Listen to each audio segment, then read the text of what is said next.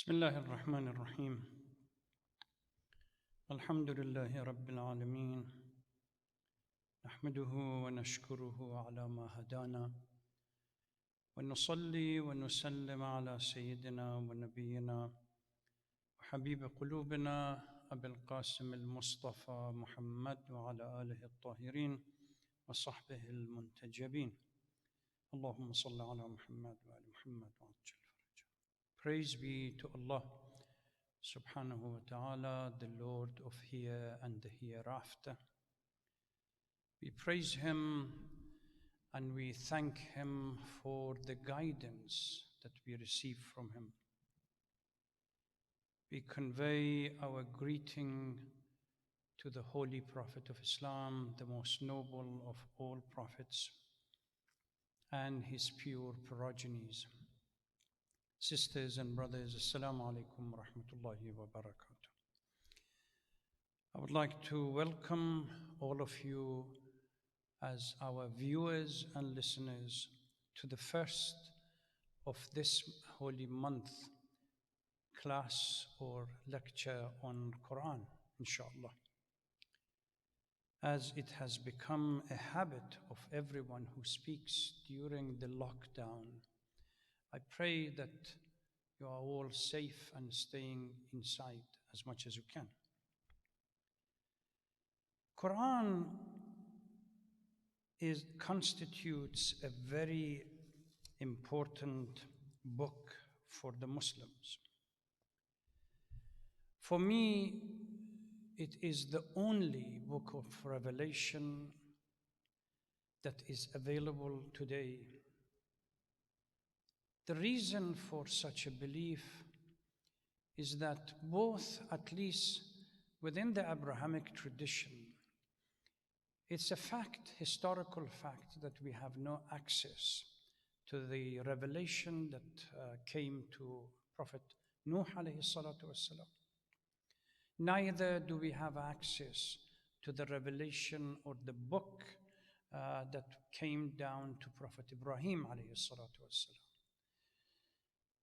As far as Prophet Musa and Prophet Isa, historians have clearly established, without shadow of a doubt, that the current books available in the hand of both the Jewish community and the Christian community have nothing to do with what we consider to be the Torah and the Injil, the Torah for Prophet Musa as the tablet in which revelation came to him, and Prophet Isa, the Injil that the revelation came to him.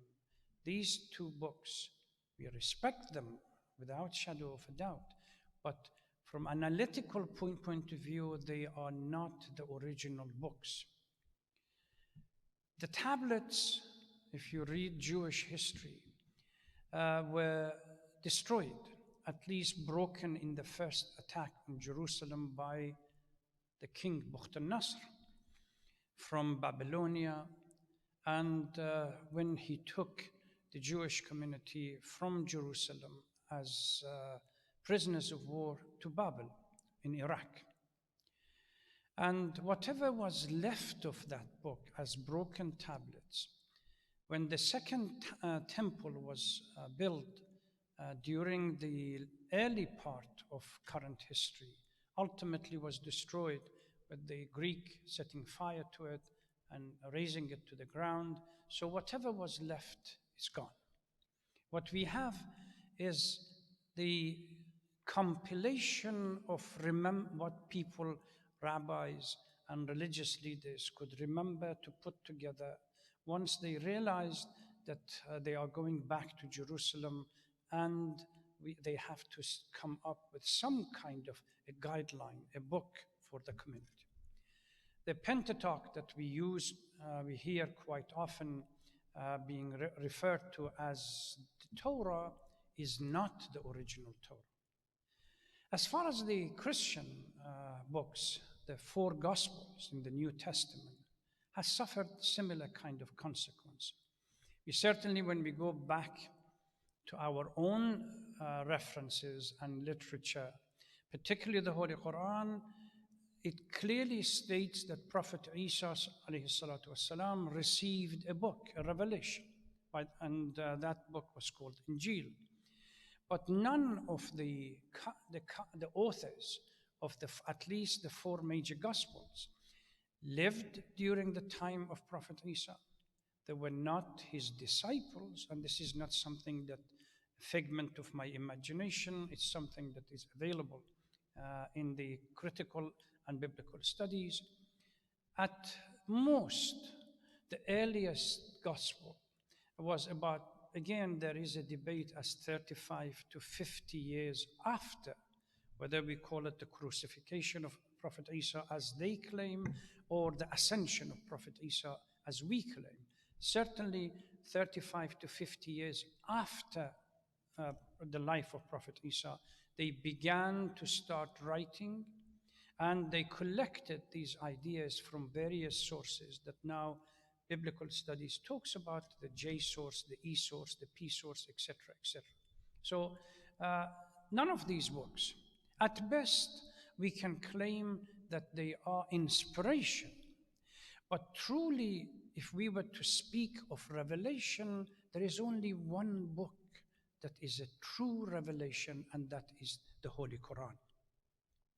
So when we come to particularly in interfaith dialogue, is one of the challenges that we have when we talk about revelation, exactly what it means.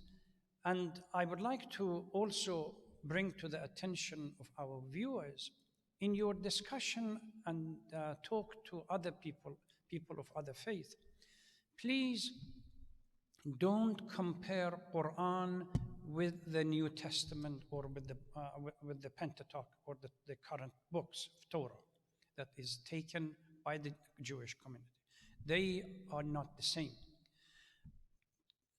For us, Quran is the word of Allah subhanahu wa ta'ala that has become to exist in a text. So the text embodies that word, the divine word. Our literature clearly states that Prophet Isa alayhi salatu wasalam also was the word of God represented in flesh. So what we have, both of them are the word of God. And if we want to compare, we have to compare Quran with Jesus himself, rather than either with the New Testament or something else. Particularly, this is relevant in our debate or discussion with the Christian community. For us, Quran is a reference book for the lexicographers. It is a competent authority for the jurist, because we have the four fundamental principles of where the jurists refer to establish a juristical opinion. Quran is number one. Sunnah, in the way we explain it, there is a difference between Shia and Sunni regarding the definition of Sunnah. Al-Aql and Ijma. Again, our definition of Ijma is a little bit different. So it is an authority for the jurist. People of letter, they look at the Holy Quran as a model. An instruction for the preacher. You try to look at any preacher, starting any presentation, discussion, talk, without either referring from a verse or a passage from the Holy Quran, most often, and if not, some kind of a hadith. And an inspiration for the moralist, and a guideline for the believer. But most important of all, where we miss the point here, Quran also is a book of action, that we really need to act according to the Quran. Amir al-Mu'mineen salawatullah salamu alayhi, in his the book or the wasiyah that gave to Imam Hassan and Imam Hussein, he has a section regarding the Quran. Allah fil Quran, la yasbiqukum bil amal bihi ghayr. Be most diligent and most attentive in acting according to the Quran. Don't allow Quran to be purely pieces of papers in your hand, devoid of its principles, while others act upon its principles and you are holding the book. And we saw similar kind of things happen in the Battle of Siffin when Muawiyah called for the Quran to be the judge. They put them on the spear. Amir al-Mu'mineen salawatullah salamu alayhi rejected those pieces of paper to be the Quran. Quran that supports injustice is not the Quran. And he said, I am the living Quran. So pieces of paper and everything else, we must make a distinction between them. Although Quran is an ancient book in a sense that it was revealed over 1,400 years ago, or 1,440 years ago, but it is not considered to be some kind of an ancient literature in the sense that we look at the books, the New Testament or the Pentateuch, or which is the Torah in our time. They, as I explained, their compilation is different. The fact that it was revealed in the past, it is considered to be a living miracle for us Muslims. And Quran constantly challenges, not only challenged the Jahiliyyah society to bring something close to it, it challenges every society that comes, that let's bring something if you can. So it is a living miracle for the Holy Prophet, and it goes on. Tonight, I want to focus on a number of concepts as a prelude, or call it an intro, or some kind of a preamble to the discussion that we are going to have. These concepts will be outlined tonight, and then inshallah, during every night we attempt to look, we start from the end of the Holy Quran, from the chapter 114, Surah Nas, and we move gradually one chapter each night, hopefully if we can we can address it and unpack whatever exists in that chapter. As soon as we start opening the Quran, in the light of what I have stated, we find ourselves confronted with a challenge. Our limitation on one side, the fact that how can a contingent being that limited in all aspects of his or her life perceive the greatness of a speech of the absolute reality? And exactly for this reason, Quran uses metaphor, mathal, amthala, and allegories to try to make this the concept presented in various chapters and passages understood to the listener. Yet at the same time, we have a number of ahadith that merits and emphasizes on the recitation of the Quran and the fact that we have to contemplate its meaning and its goal. So that's by itself sets the challenge. Because the Quran, and this is something Allama Tabatabai, the beginning, the first volume of his Al-Mizan starts with, because the Quran combines various concepts, literally, grammar, philosophy, stylistic, science, irfan and mysticism, etc., etc. It is necessary for a person that begins the journey into Quran and the endeavor to try to mufassir or exegese it, to proceed with caution. Because otherwise, we don't want to impose our own understanding on the Quran. We want the Quran to guide us through, so we will navigate through the Quran by the guidance that we receive from the Quran. That's on one hand. On the other hand, the person who wants to accept this responsibility must be a philosopher, when to deal with wherever there are challenges of philosophy. Uh, an ethicist, where there is an issue of moral. A jurist, when dealing with jurisprudence, and etc., etc. So this is on the second hand.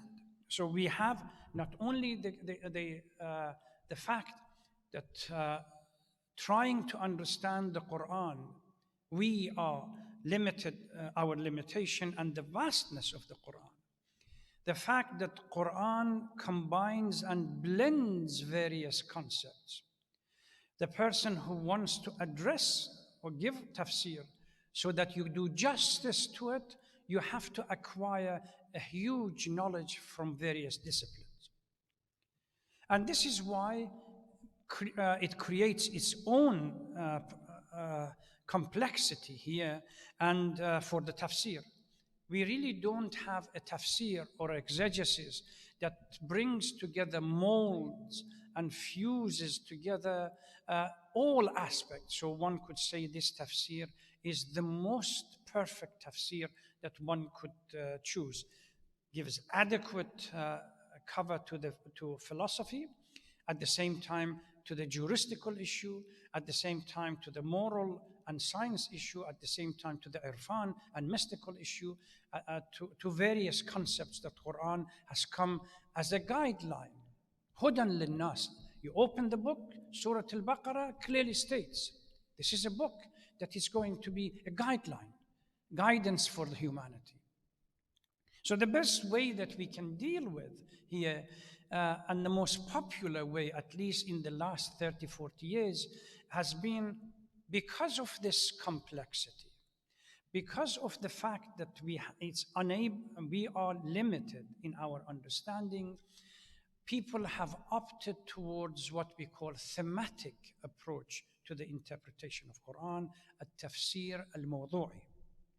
There are a number of books now available in the market written by various scholars, both Shias and Sunnis, regarding the thematic approach. And even in the academia, Fazlur Rahman was one of them that wrote a book about thematic approach to the Quran, and a number of others. So this has become something that being addressed.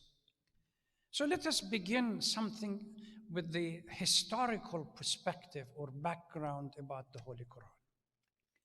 Immediately we come to find out that there are, I would like again here bring to the attention of our viewers that there are a number of concepts when it comes to the Quran that the Shias and the Sunnis, both schools of thoughts, do not see eye to eye. There are various opinions here. Number one, for example, regarding whether Quran was revealed during, we all accept that Mab'ath, the time when the Holy Prophet ﷺ was granted the proclamation to become the Holy Prophet. And the first verse, اقرأ باسم ربك الذي خلق, which is in the current composition and order of the Quran, is chapter 91. This was revealed to the Holy Prophet. When was it, Mab'ath? The Shia consider that to be on the 27th of Rajab. The Sunnis, on the other hand, somehow limited or not being able to resolve this complex issue, said they believe that it is the month of Ramadan. So Mab'ath happens to be during the month of Ramadan for this. We believe that during the proclamation or Mab'ath, the first verse or the first chapter, few verses of the first chapter was revealed to the Holy Prophet, where he was commanded to read, اقرأ باسم ربك الذي خلق, in the name of your Lord who has created. And that chapter became the opening chapter for the birth of Islam that came to change the entire world, and still going on. The metamorphosis and the changing that is happening due to the presence of Islam as a world religion, and what it's doing in the contemporary life or contemporary world. Still we can write quite a few texts about it. So, first surah, according to us, it was Surah Al-Alaq that was revealed to the Holy Quran during that Mab'ath, the proclamation, and it happened to be for us, the way we understand it, on the 27th of Rajab. I know that, as I said, there are others that claim that it was during the month of Ramadan. There is a question here. Since this was an oral transmission, in a sense that Jibreel alayhi salam would come with a message, with a wahy, and give it to the Holy Prophet, and the Holy Prophet would read what he has learned from that message to others, to his community at the time. How comes that we have now a text called the Quran? Was it compiled, and was it compiled during the life of the Holy Prophet or after? Again, another issue here which is debated between the Shias and the Sunnis. For us, we believe that during the life of the Holy Prophet, just before his death, the Quran was complete in its current form. No change. In the Sunni literature, there are debates both in Sahih Bukhari and Sahih Muslim that it was a kind of disorganized writing by the scribes that needed to be put together and a proper compilation to be organized. If we were to believe this, it opens a can of worms that we really have no answer to it. If there was a period in which Quran in its current form did not exist, how can we, for the sake of our faith, be sure that what we have is the complete Quran and nothing was missed? And this is, by the way, one of the critique that Western Orientalists have against Islam and against particularly the Holy Quran and its compilation. And they cite these ahadith that exist in Sahih Bukhari and Sahih Muslim and a few others, that look, this is your own book that says there was a fear, whether it was during the first Khalif, second Khalif, or third Khalif, there was a fear that these scribes would spread around the Muslim world, and by their death, whatever they have learned in their heart would vanish. That necessitated the correct or correction or the right step to be taken and some kind of a compilation to take place. That's number one. So with regard to the compilation, we differ. With regard to the number of scribes, how many were there? Whether there were 4, 7, 8, and more, up to 40. There is a debate again between the two schools of thoughts.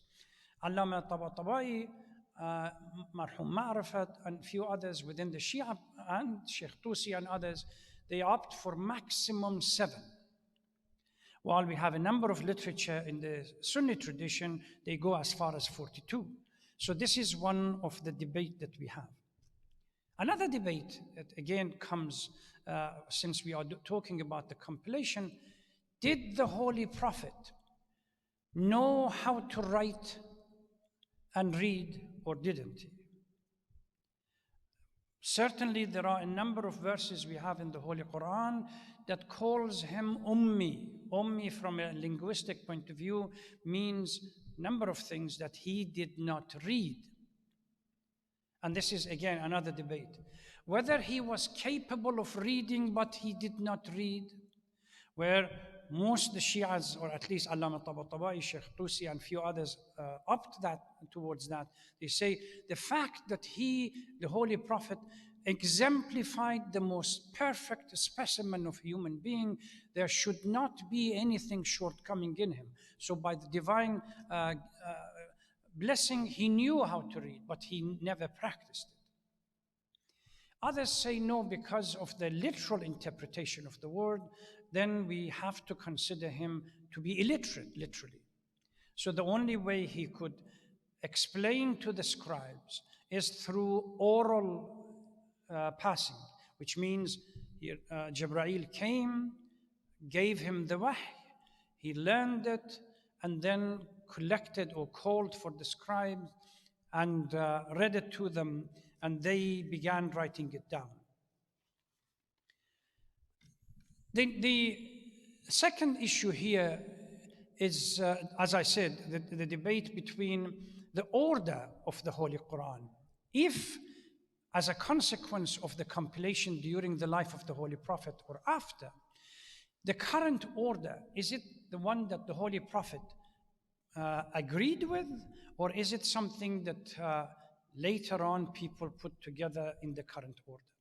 If we opt that the current order is the same order that the Holy Prophet ordered and instructed or commanded, we start the Holy Quran in Surah Al-Hamd, then Surah Al-Baqarah, Al Imran, and continue until we end with Surah Al-Nas. If that was the order, then it must have happened during the Holy Prophet's time. Because there are, as I explain in a minute, there are verses that the main part, the bigger chunk or part of it takes place in Mecca. And then few verses are revealed during Medina period. And then the Holy Prophet commands the scribes to put them in under the section or the chapter that was revealed in Mecca. We deal with this, inshallah, tomorrow night when we address the order and nazm in the Holy Quran and where it comes from. Regarding the revelation, I said that there is a difference between the Shias and the Sunnis, whether it was Mab'ath during the 27th of Rajab or Ramadan, whether Quran came in one night, we call it Laylatul Qadr, or during an extended period of time. We certainly know historically from the life of the Holy Prophet that Quran gradually came over 23 years period. So there is a gradual process. And we have a number of verses in the Holy Quran indicating a holistic revelation. Inna anzalnahu fi laylatin mubarakah. In one night. Or inna anzalnahu fi laylatil qadr.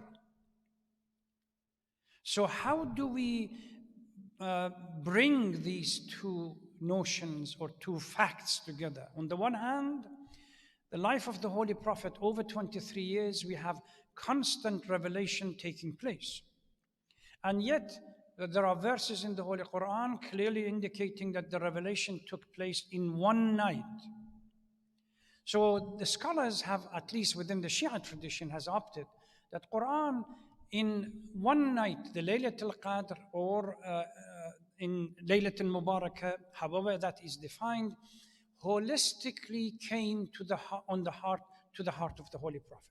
The entire Quran was revealed to the heart of the Holy Prophet during that night.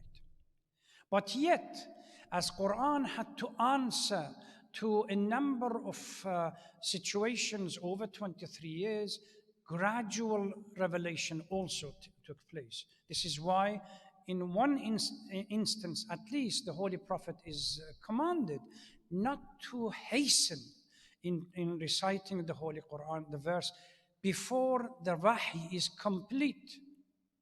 That clearly indicates that there was something in his heart that relates to the holistic revelation of the Holy Quran.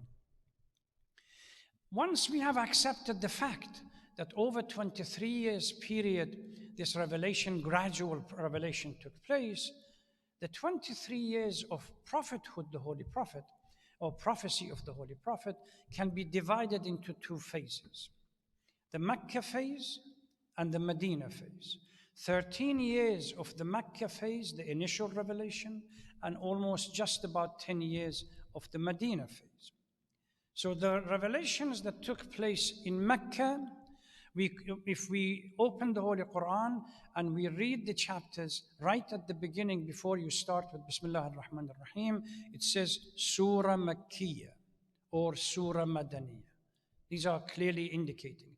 But as I indicated a few minutes ago, when it says Surah Madaniyah or Surah Makkiyah, it doesn't mean the whole of the surah was revealed in Mecca, because there are instances that Few verses were revealed in Medina, and the Holy Prophet commanded the scribes to put them on the different chapter, which was Makki chapter. Because of this Mecca-Madani relationship, and the fact that the Mecca period or phase had its own unique characteristics of people, the revelation that takes place during Mecca has its own unique feature. The Holy Prophet, the beginning of the proclamation in Mecca, had to deal with the Jahiliyyah mindset on three fundamental principles. Number one, Tawheed, God, the concept of God. Number two, concept of prophethood and the seal of prophethood. Number three, Ma'ad and the hereafter. These are the three major issues. Also, from a social point of view, severe criticism of idol worshipping as a principle that divides the community. Clan mentality and idol worshipping, these were two fundamental principles that Islam attacked severely at the beginning, but not because these are the only thing, because they were the most obvious manifestation of principles that turn society into a dysfunctional society and divide them.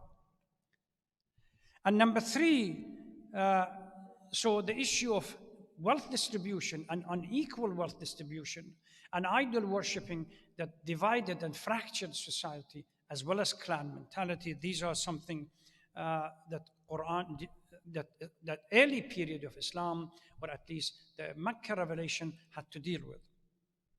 And naturally, in such society that doing good deed was considered or abhorrent and rejected by a society that primarily worked and lived for the sake of the wealth and power, as we see it today in our capitalistic society, Islam had to encourage people to do good deeds. So we see these fundamental principles come up in chapters that are revealed in Mecca. Deals with fundamental principles. قُلْ هُوَ اللَّهُ أَحَدٌ, one of the famous chapters that was revealed during Mecca. The hereafter, إِذَا زُلْزِلَتِ الْأَرْضُ زِلْزَالَهَا, reminding people that this world is going to come to an end, and it's going to come to an end with a bang. And shaking, إِذَا زُلْزِلَ. If you look at the last juz of Quran, the 30th, particularly as you move towards the latter part of the juz, verses of the Holy Quran and chapters become explicit or graphic in reminding us of what happens in the hereafter and how this world is going to end. Whether how we are being guided on the day of judgment and how are we going to be questioned regarding our deed, how the witnesses that we have are going to come, how the book itself is going to open up in front of us, books of our deeds. اقرأ كتابك. You don't need somebody else to tell you. Once the veil is removed from your eyes, you can see the reality of what you have done during your life. These are part of the issues that address. وَالْعَصْرِ إِنَّ الْإِنسَانَ لَفِي خُسْرٍ إِلَّا الَّذِينَ آمَنُوا وَعَمِلُوا الصَّالِحَاتِ. This is another verse of Mecca. Swear by time, humans will be in a loss unless they take the necessary precaution. Faith and doing good deed. These are issues. We see as we move towards Madani chapters and verses, we see a completely different shift and dynamic in them. Now, the Holy Prophet sallallahu alaihi wasallam has come to Medina to establish the first state or the community, or call it ummah. More social, more governance principle, uh, more responsibility towards others, etc., etc. These are the ones that come into prominence in the Surah of Medina. So, in various surahs that we are going to address, this issue of being Madani or Makki is going to come up, something that we really need to understand. We will continue, I will endeavor to cover one chapter, at least since we have started from the end of the Quran, one chapter each night. But sometimes we may not be able to do so because of the complexity of the content of the chapter. The way I intend to address this is to begin with, similar to today, with an intro preamble that necessitates or at least clarifies some of the issues. I would start with some kind of a principle about that, dealing with these issues, and then move to the Holy Quran.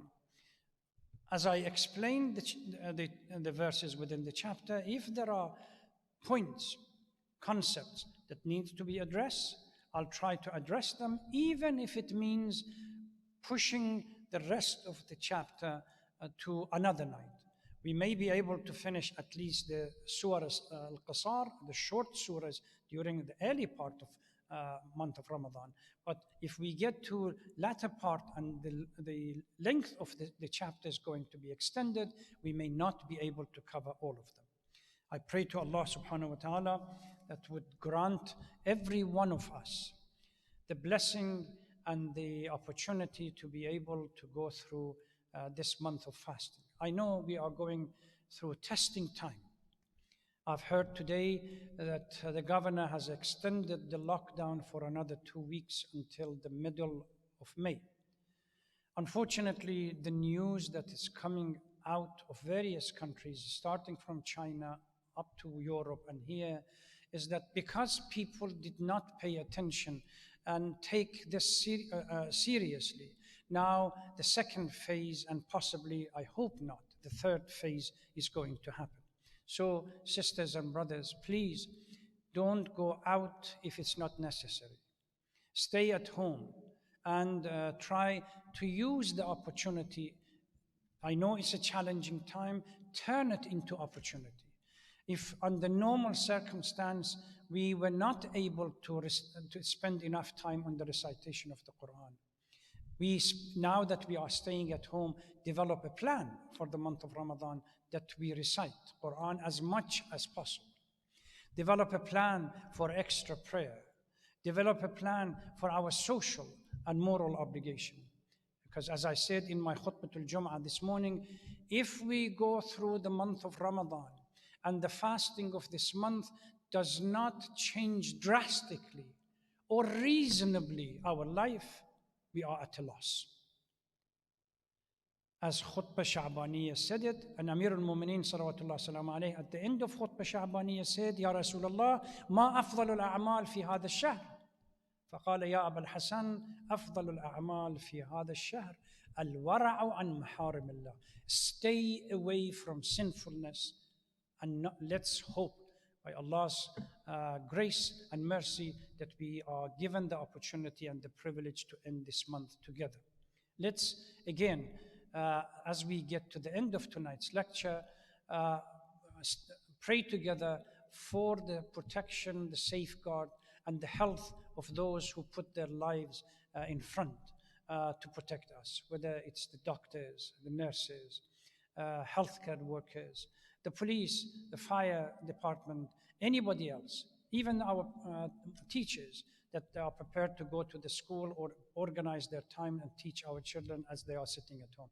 May Allah protect them and grant them and reward them amply, inshallah.